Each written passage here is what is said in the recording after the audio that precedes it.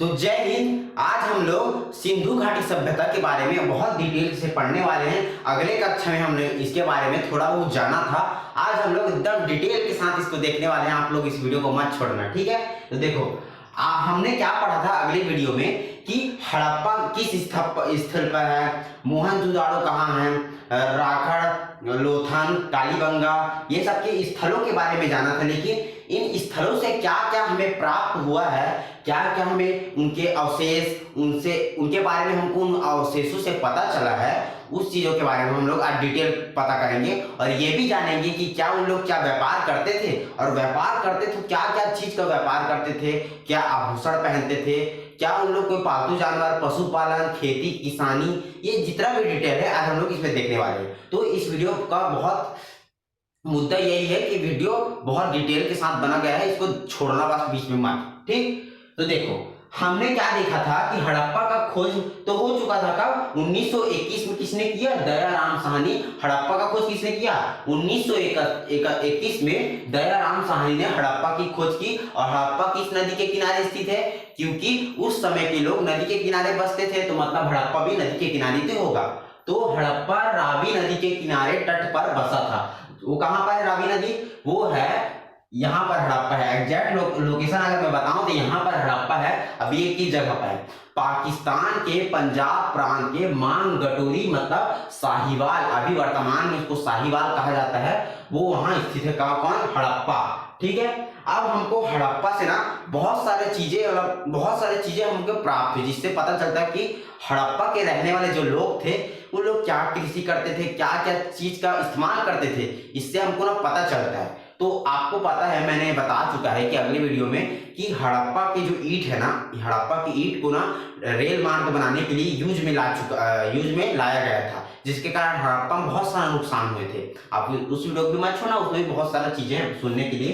तो देखो उसको ना बहुत नुकसान हुआ हड़प्पा को, मैं आपको बताया। तो देखो हमको ना हड़प्पा से क्या क्या मिला? श्रमिक आवास, मतलब श्रमिकों के लिए आवास बहुत सारे तैयार किए गए थे यहाँ हड़प्पा जगह से। लेकिन ये ना जितना भी हड़प्पा व्यवस्था था, हड़प्पा में जो स्थानीय लोग थे, वहां रहने वाले लोग थे, वहां के ना घर ना एकदम मस्त ईंटें, पक्के ईंटे से बने हुए। मैं वीडियो में बता चुका हूँ आपको, पक्के ईंटों से बने हुए, हड्डियों का बना हुआ छत, ऐसा ऐसे एकदम अच्छा से ना सुव्यवस्थित तरीके से लोग रहते थे। ऐसा भी नहीं कि साला कहीं भी लकड़ी वकड़ी गाड़ के झोपड़ी वोपड़ी बना के रह रहे हैं, वैसा नहीं भैया, बहुत अच्छे तरीके से ना। उसके बाद क्या हुआ? श्रमिक आवास बना था। हमको वृत्ताकार यहाँ से चबूतरे मिले हैं, और सोने का बना हार, सोच सकते हो वहां सोने का हार का इस्तेमाल हो रहा था। अभी तो यहाँ इतना रेट हो गया है सोना का, तो क्या बताया भाई, सोना का रेट बहुत ज्यादा हो गया है। तो देखो सोने का हार यहाँ मिला, और गधे का प्रमाण मिला, मतलब इन लोग गधा पालते थे हड़प्पा लोग, मतलब पशु पालन करते थे। मैं आपको बताऊंगा कुत्ता भी पालते थे, लेकिन ना कुत्ता कौन पालते थे? रोपड़ के लोग। अब उसको आगे चर्चा करेंगे। तो देखो हमको गधे का प्रमाण कहां से मिला? हड़प्पा से। और श्रमिक आवास कहां से मिला? हड़प्पा से। वृत्ताकार चबूतरे हड़प्पा से, ठीक है। तो हम लोग को पता चलता है कि हड़प्पा में रहने वाले जो लोग थे वो क्या क्या चीजों का इस्तेमाल करते थे, क्या उन लोग व्यापार करते थे, उसके बारे में हम लोग अभी आगे डिटेल करेंगे, उसके व्यापार के बारे में। उसके बाद अगला कौन आता है? मोहनजोदड़ो, जिसे मुर्दों का टीला कहा जाता है। मैं आपको अगले बता चुका हूं ना। मोहनजोदाड़ो की खोज 1922 में राखल दास बनर्जी ने मार्शल के थ्रू किया था, मैं आपको बता चुका हूं ना। तो देखो ये कहां प्राप्त हुआ हमको? यहाँ पर ये मोहनजोदाड़ो इस हिस्से में हमको प्राप्त हुआ है। तो देखो मोहनजोदाड़ो कहां प्राप्त हुआ? वर्तमान पाकिस्तान के सिंध प्रांत के लड़काना जिले में प्राप्त है। कहां?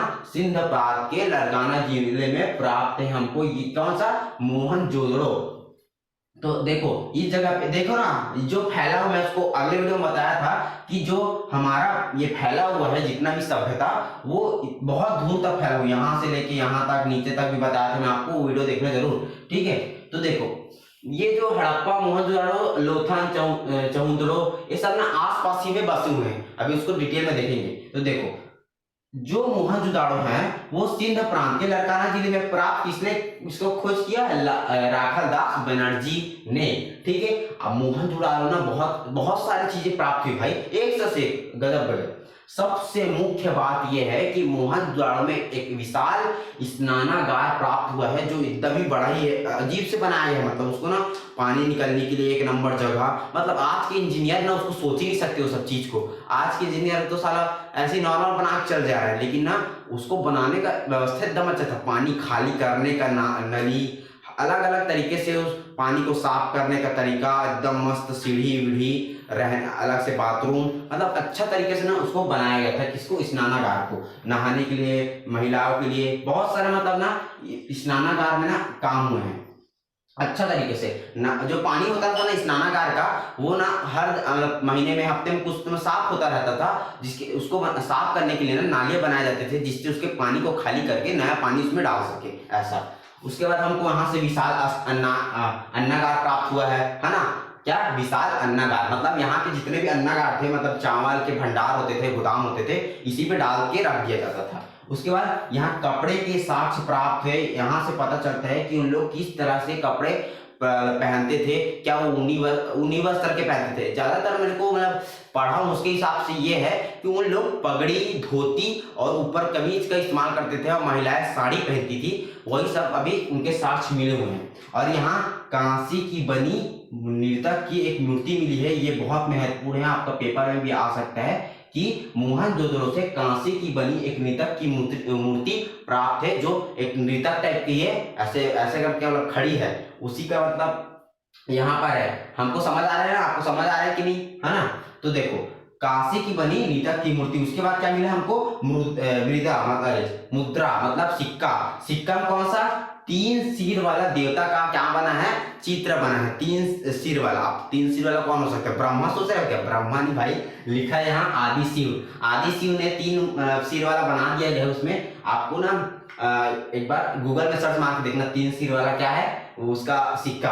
और क्या मिला हमको? भवन। बहुत सारे यहाँ बड़े बड़े भवन प्राप्त हुए। हड़प्पा और मोहनजोदड़ो में भवन निर्माण हुए हैं, अच्छे अच्छे भवन। भाई क्या पता वहां राजा महाराजा रहते थे उस भवन में, उस हमको पता चला है। तो आप देख सकते हो कि पहले के ज्यादा बहुत पुराना साल है भाई, इतना साल पुराना ये सभ्यता थी, जो इतना विकसित थी, जो हम लोग आज के समय में ये सब नहीं सोच सकते थे। उन लोगों ने पहले से सोच के रख लिया था कि हम लोग को कैसे भवन निर्माण करना है, किस किस चीजों का लगाना है। कर वर भी लगाते थे, कर वसूलते होंगे वहां के राजा लोग। अन्नागार बनाया है, भंडार के लिए अलग जगह बनाया है, नहाने के लिए अलग जगह, कपड़ा पहनना, ये सब ना बहुत मतलब हमको ना प्रेरणा देता है कि उन समय के लोग भी कितने शिक्षित थे। पता नहीं उन लोग कौन से यूनिवर्सिटी से पढ़ के आए थे, वो तो अपने को नहीं पता, लेकिन इतना पता है कि उन लोग ना बहुत ज्ञानी थे भैया। हाँ, तो अब जो अगला है वो है चनहुदड़ो। हमने देख लिया कि हड़प्पा और मोहनजोदड़ो में हमको क्या क्या चीजें प्राप्त हुई। अब जो अगला स्टॉप है वो है चनहुदड़ो। चनहुदड़ो की खोज हुई थी 1931 में। इसकी खोज करने वाले जो आदमी थे, व्यक्ति थे, वो एन गोपाल मजूमदार थे। किसका नाम, क्या नाम है?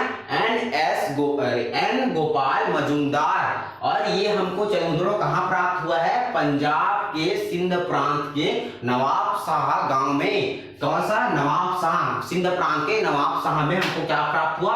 चनहुदड़ो। अब हमको चनहुदड़ो में कुछ तो चीज मिले होगी, ये तो सीधा सी बात है। चनहुदड़ो में हमको मोहर प्राप्त हुए हैं। क्या? मोहर, जिसको स्टैम्प बोलते हैं, लगाते हैं ना स्टैम्प ऐसे वाला, वो वाला। और हमको गुड़िया निर्माण, मतलब यहाँ गुड़िया निर्माण हुआ किया जाता था। कहाँ? चनहुदड़ो में। मतलब इससे यह पता चलता है कि यहाँ अपने मनोरंजन के लिए गुड़ियों का निर्माण करते थे। और वृत्ताकार ईंट, मतलब वक्राकार ईंट, वक्र टाइप का, टेढ़ा टेढ़ा गोल गोल टाइप का ईंट ना। और सबसे पहला चीज जो लड़की लोग का सबसे फेवरेट होता है, जो हमेशा लड़की लोग लगा लगा घूमते अपने होठ पे, वो है लिपस्टिक। हमको यहाँ लिपस्टिक भी प्राप्त हुआ है। आपको याद रखना है तो रख सकते हो, लेकिन मुहर और गुड़ियों को ना भूलना। बता देता हूँ मैं, लिपस्टिक ना, लेकिन मैं अपने हिसाब से लिपस्टिक यहाँ लिखा हूँ क्योंकि बुक में लिखा हुआ है ऐसा, ठीक है। अब क्या है? लोथल। लोथल आपने देख लिया कि चनहुदड़ो कहां पर है? पंजाब के सिंध प्रांत के नवाब शाह में। अब अगला जो है लोथल। लोथल थोड़ा महत्वपूर्ण है भाई, लोथल को याद रखना जरूरी है। लोथल क्या कहते हैं अपने को कि ये गुजरात में है। गुजरात में कहां? यहाँ पर है, देखो गुजरात में बना चुका हूं लोथल, देखो यहाँ पर है ये लोथल। गुजरात के अहमदाबाद में भोगवा नदी के क्या है? भोगवा नदी के तट पर स्थित है, लेकिन ये सरगवाला के समीप है, मतलब एकदम एग्जैक्ट गांव बता रहा है ये। मतलब गुजरात के अहमदाबाद के सरगवाला में मतलब समीप स्थित है कौन, लोथल। ये तो ठीक है। इसकी खोज करने वाला कौन है, रंगनाथ राव। क्या, रंगनाथ राव। इसकी खोज हुई थी 1954 से 55 के बीच में। इनकी खोज किसने किया, रंगनाथ राव ने किया। अब हमको यहाँ बहुत सारे चीज मिली भाई, बहुत अच्छा महत्वपूर्ण चीज मिली लोथल से हमको गुजरात में। तो देखो हमको ना लोथल में क्या मिला बता रहा हूँ। लोथल में हमको अन्नागार मिला है ना, अन्नागार के साथ साथ हमको चक्की के 2 पार्ट मिले। जो चक्की होती है ना उसमें 2 पार्ट होते हैं, तब तो ऐसे ऐसे घूमती का दोनों के ऊपर, एक ऊपर में घूमती है एक नीचे रखा रहता है। वैसे ही हमको चक्की के 2 पार्ट प्राप्त हुए हैं, कहाँ से, लोथल से। और गोरिल्ला की मूर्ति, जो वाला गोरिल्ला काला वाला गोरिल्ला रहता है ना, वही हमको प्राप्त हुआ है यहाँ, ठीक है। और साथ साथ हमको हाथी दांत भी प्राप्त है। यहाँ जगह नहीं था इसलिए मैं यहाँ लिख दिया हूँ। हमको हाथी दांत, गोरिल्ला की मूर्ति, चक्की के 2 पार्ट और अन्नागार हमको कहाँ से प्राप्त हुए, लोथल से। और लोथल कहाँ पर है, गुजरात के अहमदाबाद के सरगवाला के समीप स्थित है। कौन सी नदी, भोगवा नदी। याद रखना भाई, भोगवा नदी कौन, लोथल भोगवा नदी के तट पे स्थित है। अगला, अब जो अगला है वो रोपड़ है। रोपड़ की एक बहुत बड़े खास बात है भाई, जो रोपड़ तो यहाँ पर है, देख लो यहाँ पर है रोपड़, है ना। रोपड़ यहाँ पर है, इस जगह पे एग्जैक्ट। तो देखो रोपड़ में क्या होता था कि उस टाइम ना जो मानव लोग थे वो कुत्ते को पालते थे। कुत्ते क्या है ना, वफादार होते हैं, मानव से ना थोड़ा प्रेम रखते हैं, एकदम मतलब एकदम मिल जाता है उसके साथ कुत्ता। तो जो कुत्ता होते थे ना, अपने जो मालिक होते थे उसको बहुत बात मानता था, उन लोग के साथ रहना एकदम मतलब करीबी टाइप का हो जाता है ना कुत्ता। तो कुत्ता जैसे इंसान मानव मर जाता था ना, मानव को दफनाया जाता था, तो उसके साथ ना उस कुत्ते को भी उसके साथ दफना देते थे। देखा, इतना खतरनाक प्यार, मतलब कुत्ते को भी साथ में उसके साथ उसमें दफना दिया जाता था। इंसान के साथ जो भी मानव था, जो उसके करीब वाला था, उसके साथ उसको दफनाया जाता था। कुत्तों को जिंदा रहा है, मरा रहा है ना। तो रोपड़ में यही खास बात थी। और रोपड़ कहां पर है, पंजाब प्रदेश के रोपड़ जिले में, पंजाब में है। जहां एक रोपड़ नाम का जिला है वहीं स्थित है। अब रोपड़ जो पंजाब की मेन जो मुख्य नदी होती है वो सतलज नदी है। तो सतलज नदी के बाएं तट पर यह कौन, रोपड़ स्थित है। क्लियर है कि नहीं, ये कहाँ है, सतलज नदी के बाएं तट पर स्थित है रोपड़। कहाँ है, पंजाब में। अब देखो रोपड़ अभी तो ये नाम नहीं चल रहा है, लेकिन आधुनिक नाम रोपड़ का है क्या, रूपनगर। क्या, आधुनिक नाम इसका है रूपनगर। पहले रोपड़ था, अभी रोपड़ के नाम से हम लोग पढ़ रहे हैं, लेकिन इसका जो आधुनिक नाम है वो रूपनगर है। और इसकी खोज करने वाला जो व्यक्ति है वो है बीके लाल और यज्ञदत्त शर्मा। आपको इसको ज्यादा याद रखना है, यज्ञदत्त शर्मा ने इसकी खोज की। और इसकी जो खोज हुई थी 1950 में हुई थी, लेकिन जब उत्खनन का जो कार्य हुआ था 1953 में, 50 में हुआ क्या, 1950 में हुआ खोज। इसकी किसने किया, यज्ञदत्त शर्मा ने। और 1953 में क्या हुआ, इसका उत्खनन स्टार्ट हुआ। और आपको पता है कि रोपड़ में कुत्तों को दफनाया जाता था, किसके साथ, उनके मालिकों के साथ दफना दिया। कालीबंगा हमने देख लिया, बहुत सारे स्थल। अब बचा कौन है, कालीबंगा। कालीबंगा की खोज हुई थी, मैं आपको अगले वीडियो में सब बता चुका हूं, फिर भी मैं इसको थोड़ा बहुत रिपीटेशन कर ही देता हूं कि कालीबंगा 1943 में बीके लाल और बीके थापड़ के थ्रू इसको खोजा गया था। कहाँ मिला ये मिला राजस्थान के गंगानगर जिले के घग्गर नदी। क्यों से, ये राजस्थान में मिला है भाई। कौन सा, कालीबंगा राजस्थान के गंगानगर में प्राप्त हुआ है। और कौन सी नदी, घग्गर नदी। आप लोग अपने दिमाग में नोट करो इसको, या फिर कहीं कॉपी में लिख लो। कौन सी नदी, घग्गर नदी में, कहाँ, गंगानगर के राजस्थान में ना। मतलब इसको खोज करने वाला कौन है, बीके थापड़ और बीके लाल, ठीक है। अब हमको यहाँ जो मिले हैं वो मेन मुख्य है। यहाँ हमको कालीबंगा में जुते हुए खेत मिले, इससे पता चलता है यहाँ के लोग खेत को जोतने का काम किया करते थे। और हमको यहाँ अग्निवेद प्राप्त है, ठीक है। अग्निवेद के साथ साथ हमें यहाँ ईंट के प्रमाण मिले हैं। और एक मुख्य बात और है कि कालीबंगा के जो लोग थे वो एक ही खेत में 2 फसल को बोने का काम करते थे। मतलब यहाँ इससे हमको यहाँ साक्ष्य मिला है ये चीज का कि एक ही खेत में 2 फसल उगाने के साक्ष्य हमको यहाँ प्राप्त है। कहाँ, कालीबंगा में। आप लोग इसको याद रखो। उसके बाद आता है हमारे आलमगीरपुर। ये हमारा कहाँ है? पश्चिम उत्तर प्रदेश के मेरठ में। कहाँ? मेरठ में यमुना की सहायक नदी हिंडन नदी, इसको मैं आपको बताऊं। इसको खोज करने वाला कौन है? यज्ञदत्त शर्मा। 1958 में इसकी खोज की यज्ञदत्त शर्मा ने। आलमगीरपुर कहाँ पर? ये उत्तर प्रदेश, पश्चिम उत्तर प्रदेश। ठीक, अब अगला आता है नेक्स्ट रंगपुर। ये रंगपुर भी बहुत महत्वपूर्ण है। रंगपुर ना देखो, लोथल में हम लोग क्या पढ़ा? लोथल में हम लोग पढ़ा कि लोथल गुजरात में है, रंगपुर भी गुजराती में है। देखो रंगपुर क्या है? रंगपुर में गुजरात के काठियावाड़ के प्रायद्वीप भादर नदी के समीप है। मतलब कौन? गुजरात की कहाँ है ये? काठियावाड़ के भादर नदी के समीप स्थित है। और इसकी खोज करने वाला कौन है भाई? रंगनाथ। देखो रंगपुर की खोज किसने की? रंगपुर की खोज किसने की? रंगनाथ राव ने 1943 में इसकी खोज कर दी। 43 में तो 53 ना। और यहाँ हमको क्या मिले? कच्ची ईंट जो कच्ची होती है, और हमको प्राप्त है धान की भूसी का ढेर। धान की भूसी का ढेर कहाँ से मिला हमको? रंगपुर से। देखो अब एक बार रिपीटिशन कर देते हैं। देखो कालीबंगा से हमको क्या क्या मिला? यहाँ हम लोग को फसल मिला, दो, एक ही फसल में दो प्रकार से हमको वहां उगाए जाते थे। और हमको आलमगीरपुर से अभी कुछ पता नहीं है ना। उसके बाद रंगपुर से हमको क्या मिला? कच्ची ईंट। रंगपुर से हमको क्या मिला? यही है रंगपुर। रंगपुर से हमको कच्ची और धान की भूसी का ढेर हमको प्राप्त हुआ है। ये लोग थे जो हड़प्पा के लोग थे, सिंधु घाटी सभ्यता के जो लोग थे, उन लोग का जो नगर निर्माण योजना थी वो बहुत बेहतरीन है भाई। आज की जो इंजीनियर है उसको सोचना बहुत मुश्किल है, ऐसा मतलब योजना सोचने के लिए। इतना अच्छा विशाल स्नानगार हुआ है ना। विशाल स्नानगार भी साथ साथ कहाँ मिला? ये मोहनजोदाड़ो में मिला है। लेकिन जो विशाल स्नानगार है जिसमें उन लोग नहाना धोना सब चीज करते थे, उन लोग का जो पानी खाली करने की व्यवस्था, एक नाली, गंदा पानी निकलने के लिए नाली बनाना, इतना अच्छा तरीके से कौन सोच सकता है आज के समय में ना। तो वही बोल रहा हूँ, जो स्नानघाट था वो 5000 वर्ष पूर्व भी अभी भी गजब तरीके से बना है। क्यों? उसमें जो चीजों का उपयोग किया गया है वो बहुत मतलब हाई क्वालिटी की यूज की गई थी। मतलब बहुत अच्छे तरीके की ईंट, पत्थर, सीमेंट जो भी लगा है उसमें, वो सब चीज को ना मतलब बहुत अच्छे क्वालिटी से यूज किए गए। इसलिए ना वो 5000 वर्ष तक अभी तक वो अभी बिगड़ा नहीं है, बहुत अच्छा है अभी भी वो है। ठीक है, अब नगर निर्माण योजना में क्या है? सड़क आ जाता है। उनके जो गलियों के सड़क थे वो 9 इंच, 10 इंच, 12 इंच, मतलब अच्छा तरीके से एकदम मस्त सुव्यवस्थित तरीके से गलियों के रास्ते थे।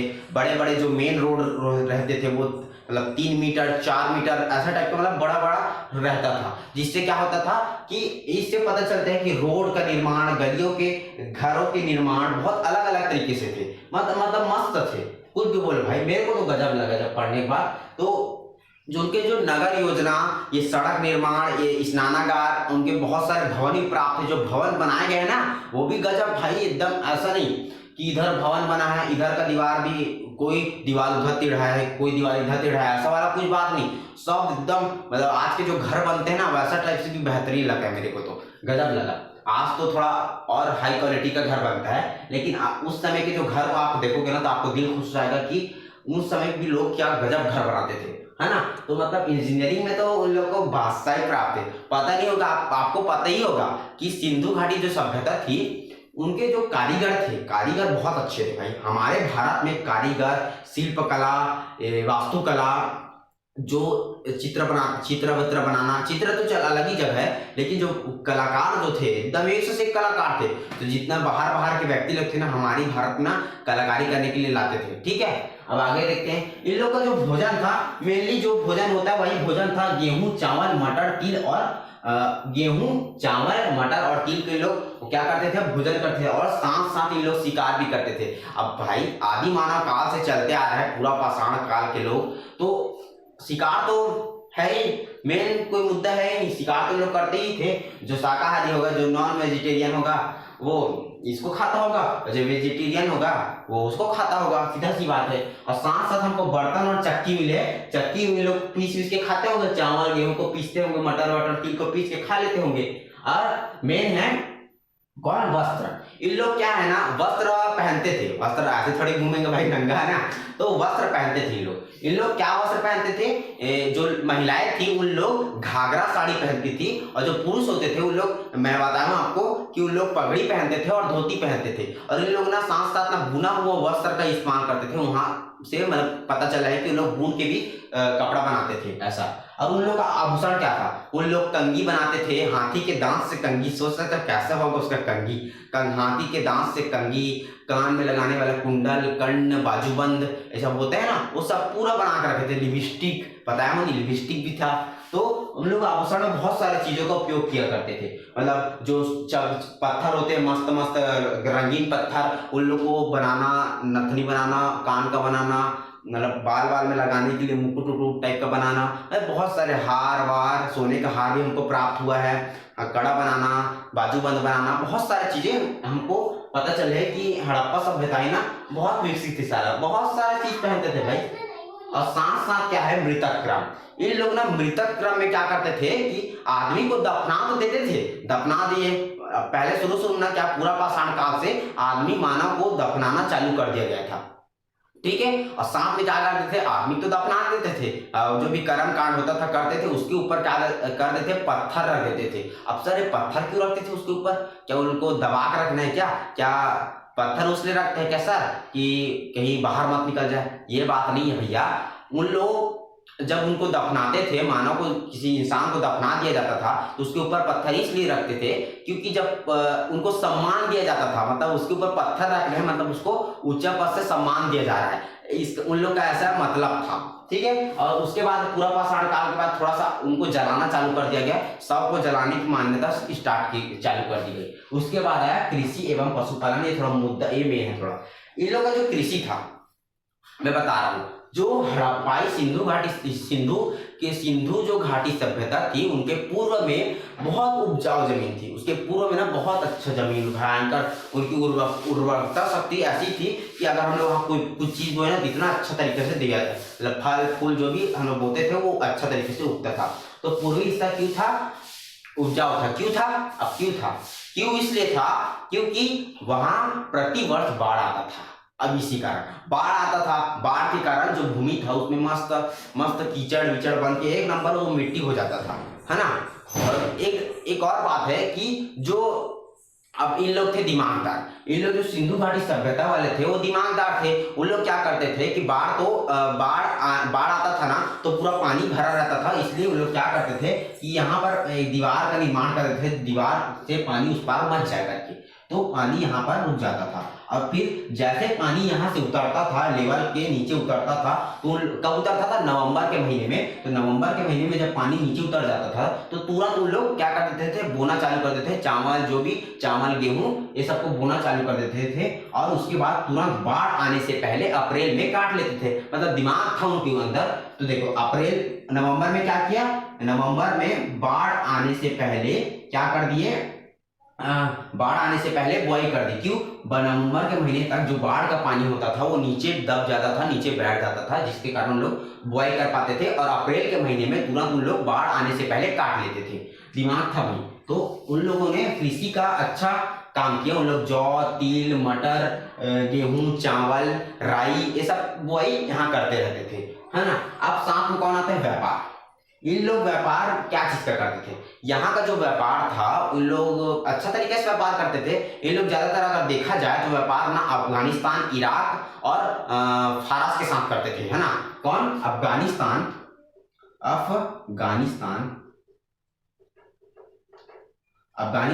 इराक और फारस के लोग व्यापार करते थे। ज्यादातर इन लोग हाथी दांत, उनके फसल और बहुत सारे कारीगर यहाँ रहते थे। तो उनकी जो वस्तुएं थे यहाँ पर इन लोग व्यापार करने के लिए आते थे, जाते थे अफगानिस्तान, इराक और फारस में। ये तो ठीक है व्यापार के लिए। और साथ साथ जो मेसोपोटामिया, मैं आपको पहले ही वीडियो में बता चुका हूँ कि मेसोपोटामिया एक ऐसी सभ्यता है जहाँ ना सिंधु घाटी सभ्यता इससे बहुत बड़ी है, मतलब मेसोपोटामिया थोड़ा छोटा हो जाता है ना। तो मेसोपोटामिया के साथ भी सिंधु घाटी सभ्यता, सिंधु लोगों का क्या है, सब बना हुआ है, क्या संबंध बना हुआ था, किसके साथ, मेसोपोटामिया के साथ। क्लियर है कि नहीं। और साथ में ना इन लोग जो थे इनको क्या बोलते थे, सिंधन बोलते थे, क्या सिंधन। इन लोग ना जो अफगानिस्तान इराक के लोग थे, इन लोग यूरोपीय लोग थे, इन लोग को ना सिंधन बोलते थे। इन लोग सिंधन क्यों बोलते थे तो आपको अपने नहीं पता है, तो देखो। और उद्योग, इनका जो उद्योग था नॉर्मली कुछ नहीं था। उद्योग में क्या किया जाता था, इन लोग कपड़ा बनाते थे, बर्तन बनाते थे। आप लोग जानते हो कि उन लोग खुद अपना बर्तन बनाना काम करते थे। बहुत सारे कारीगर थे, जो कारीगर मिट्टी के बर्तन बनाना, मिट्टी के बहुत सारे एक्स्ट्रा से डिजाइनिंग बनाना, लिपस्टिक बनाना, ये सब आभूषण बनाना, सोने की वस्तु बनाना, ये सब क्या होता था, उद्योगों में काम किया जाता था। क्लियर है कि नहीं। इसमें हमको कुछ समझने की ज्यादा जरूरत नहीं होती, इसको ऊपर ऊपर से हमको पढ़ना रहता है, इतना अंदर घुसने की भी जरूरत नहीं, क्योंकि आपको समझ आ सकता है कि वहां के लोग कैसे ही रहे होंगे भाई। इतना बस याद रखो कि उद्योग धंधे में हम उन लोग क्या करते थे कि जितने भी मैं बताऊं सामान, जितने भी आपको मैं बताऊं जो जो साक्ष्य उनको मिले हैं, वही सबका उद्योग लगा रहता था। जैसे कि लिपस्टिक, आभूषण बनाना, कारीगरी करना, चित्रकारी करना, ये सब चीज को क्या उन लोग बेचने का काम, क्योंकि व्यापार होता रहता था इन लोग के साथ, अफगानिस्तान, इराक, फारस के साथ, तो ये सब बना बना के बेचते थे। और हमारे इंडिया के जो कारीगर थे तो वो तो बहुत गजब गजब थे भाई। देखे ना, हाँ, बाहर से व्यक्ति लोग हमारे इंडिया में कारीगरी करवाने के लिए उसको ले जाते थे। भाई हमारा ताजमहल बनवाना है, क्या कारीगरी कर दो आप लोग। क्या जानते हैं ना, मुगल बादशाह पूरा कारीगर लोग का बुलाया बाहर से, और उसके बाद सबका हाथ कटवा दिया साला। ऐसा भी कोई दिमाग होता है। उसके बाद क्या है, धार्मिक जीवन। इन लोगों का जो धार्मिक जीवन था, मैं आपको बताया था कि हमको ना एक मुद्रा प्राप्त हुई थी जिसमें तीन तो सर बने हैं, वो देवताओं का सर है, जिसको हम लोग शिव, आदि शिव बोलते हैं करके। तो उन लोग ना शिव को बहुत मान्यता देते थे। इन लोग ना धीरे धीरे ना लिंग की पूजा करना चालू कर दी। इन लोगों ने लिंग बनाया, क्या लिंग, शिवलिंग। ये लिंग की पूजा करना स्टार्ट कर दिए धीरे धीरे करके। इन लोग क्या क्या पूजा करना चालू कर दिए, वन की पूजा करना चालू कर दिए, जल की पूजा चालू कर दिए। धीरे धीरे ना इन लोग में ना बदलाव आना चालू हो गया। इन लोग मूर्ति बनाया, मूर्ति में तो लिंग बनाया, मैं बताना, मूर्ति में इन लोग लिंग बना पूजा करते थे। इन लोग का मानना था कि हम लोग इसके पूजा करने से ना हमको कुछ प्राप्त होता है, हमको ऊर्जा प्राप्त होती है। इस तरह से अभी के लोग तो 10-15 नारियल चढ़ा रहे हैं, फिर भी कुछ प्राप्त नहीं हो रहा है। लेकिन इन लोग ना सही मानते थे कि वन, जल, पेड़ पौधे, जो भी होता है, वायु को मान लेते थे, अग्नि, इनको मेन देवता था अग्नि। ये सब जो देवता थे इनको ये बहुत ज्यादा मानते थे। लेकिन इनसे भी ज्यादा किसको माना जाता था, शंकर, शिव को माना जाता था। इन्होंने शिव का लिंग बना के रखा था। तो आपने देखा नहीं कैसे कैसे तरीके से यहाँ। और साथ में एक और, साथ में ये अपने ना मनोरंजन करने के लिए शतरंज खेलते थे। शतरंज, क्या शतरंज, मतलब सोच सकते हो उतना समय से पहले यहाँ शतरंज बन चुका था, यहाँ शतरंज खेला जाता था। तो जो उन लोग थे, उन लोग शतरंज खेलने का काम किया करते थे अपने मनोरंजन के लिए। गुड़िया भी बनाते थे, बताओ ना, गुड़िया के कारखाने, उद्योग वो हमको प्राप्त हुए हैं। तो उन लोग देखो अपना व्यवस्था ऐसा बना चुके थे कि इतना गजब तरीका से मतलब उनका व्यवस्था था कि हम लोग बोल नहीं सकते कि ऐसा व्यवस्था भी हो सकता है इतना पुराना समय में। तो लेकिन ना एक मन में सवाल आता है, तो ये सभ्यता गई तो गई कहाँ, ये सभ्यता गई तो गई कहाँ। इतना गजब सभ्यता, जितना सुव्यवस्थित तरीके से रह रहे हैं, ये सभ्यता गई तो गई कहाँ। जो सभ्यता थी, ये जो घाटी सभ्यता है, ये तो बहुत जगह फैली थी। मैं आपको बताऊं, गुजरात, राजस्थान, उत्तर प्रदेश, पंजाब, पाकिस्तान, इतना जगह फैली हुई है सभ्यता। उत्तर प्रदेश में, नीचे में, इधर में, सब जगह, मतलब ने भारत में इतना जगह भौगोलिक क्षेत्र फैली। अब आप बताओ, अगर इतना जगह में ये सभ्यता फैली हुई है, क्या ये बाढ़ से ही सब लोग पतन हुआ होगा? क्या इसका जो पतन हुआ है ये बाढ़ से ही हुआ होगा?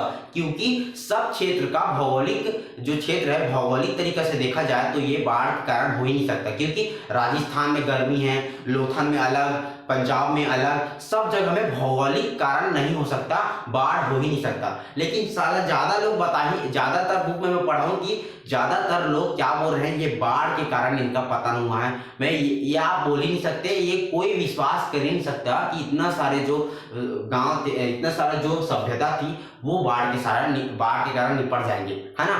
तो ऐसा हो ही नहीं सकता, क्योंकि जो भारत देश है उसमें अलग अलग जगह पे ये सभ्यता पाई गई है और हर जगह पे बाढ़ आना नामुमकिन है, क्योंकि ये भौगोलिक तरीके से बाढ़, मैं मानता हूं बाढ़ आता था लेकिन हर जगह बाढ़ नहीं आता था, है ना। तो ये क्लियर रखो कि ये इसका जो पता लूंगा, बाढ़ के कारण तो हो सकता है, एक आध दो तो हो सकता है, लेकिन सब के सब बाढ़ के कारण नहीं हो सकता। और कोई कारण हुआ होगा अकाल के कारण, या फिर वहां के जो लोग थे वो छोड़ के चले गए होंगे उस जगह को, या फिर और कुछ कारण हो सकता है कि वहां अकाल पड़ चुका होगा, या फिर बहुत सारे कारण होते हैं भाई करने के। तो हमको ज्यादातर बाढ़ बताया जाता है हर बुक में, लेकिन बाढ़ का हमेशा बाढ़ ही कारण नहीं हो सकता, या फिर बाढ़ हो सकता है, अकाल हो सकता है, या फिर वहाँ लोग धीरे धीरे भूखमरी या फिर वहाँ के व्यवस्था खराब होने के कारण वहाँ गांव को छोड़ दिए होंगे। तो इसी तरह से ना सिंधु घाटी सभ्यता का क्या हुआ, पतन हो गया। उसके बाद सिंधु घाटी सभ्यता सब दबी हुई मिली हमको, फिर खोज करने वाले बहुत सारे मिले, तब बनाए कि ऐसा ऐसे इन लोग रहते थे, तब आज हम लोग को इसके बारे में पता चला। तो आज जो वीडियो बनाने का मेरा मुद्दा था आज कंप्लीट होता है। अब हम लोग पढ़ेंगे अगले इसके नेक्स्ट टॉपिक में वैदिक काल। वैदिक काल में ग्रंथ पढ़ेंगे, ऋग वेद, सामवेद, अथर्ववेद, यजुर्वेद। ये सब वेद में हम लोगों ने बहुत सारे मंत्र बताए हैं, उस सबको पढ़ेंगे। उसके बाद बहुत सारे राजा महाराजा अभी बचे हुए हैं, आने वाले हैं। तो इस वीडियो को बनाने का मुद्दा यही था कि प्राग ऐतिहासिक काल ये खत्म हुआ। अब हम लोग लास्ट टॉपिक हम लोग ऐतिहासिक काल पढ़ेंगे, जो बहुत महत्वपूर्ण है। तो इसी के साथ ये वीडियो खत्म होता है। और आप इस वीडियो को ज्यादा से ज्यादा शेयर, फॉलो, सब्सक्राइब सब करें। तो इसी के साथ मैं विदा लेता हूँ। जय हिंद, जय भारत, जय